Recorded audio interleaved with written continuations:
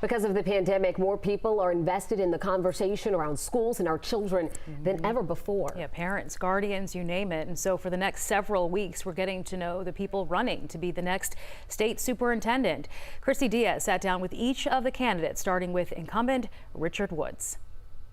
What do you believe is the biggest threat facing education right now? I think overall, one of the things we have faced throughout Georgia continues to be our high poverty rate throughout the state. That puts a lot of stress on families. Coming from a family of low means, education was really the door that opened up many opportunities. What about vaccines in school? And I definitely do not support the mandates, but I encourage, getting the vaccine. For myself, I was vaccinated and yet caught a very serious case of COVID-19 in August.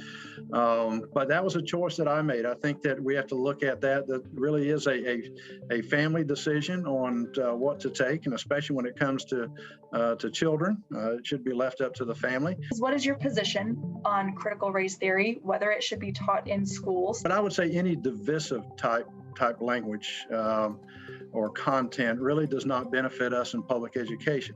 Now, it does not mean that we do not teach or avoid controversial things in our history. If you look at our standards, we talk about slavery, Jim Crow, segregation, Trail of Tears, the Holocaust, but I think it's in its proper historical content. But I think also teaching about American exceptionalism, how we've overcome and actually improved as a nation. How well do you work with those you disagree with? Well, I would say that obviously I get along pretty well. I did receive the most votes of anyone in the last election in 2018, so that meant I had a lot of crossover. I think that what I've found out is that, for myself, as long as we're focusing on kids and putting their best interest forward, I tend to get along pretty well with anyone. So you are in your 7th year, I believe, yes. Second term. You notoriously fly under the radar, but what have you done in your role as superintendent in these last 2 terms that should convince voters that you deserve around 3? We focus on kids. That's one of the things that I look back on where I think we lost our way prior to coming into office.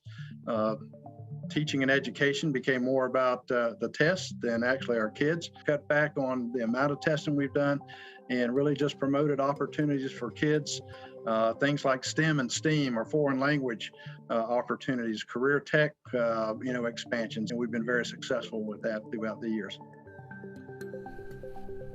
And that was just a small snippet of the conversation that ranged from teacher burnout to budgets. You can watch the full interview on our website, 11alive.com.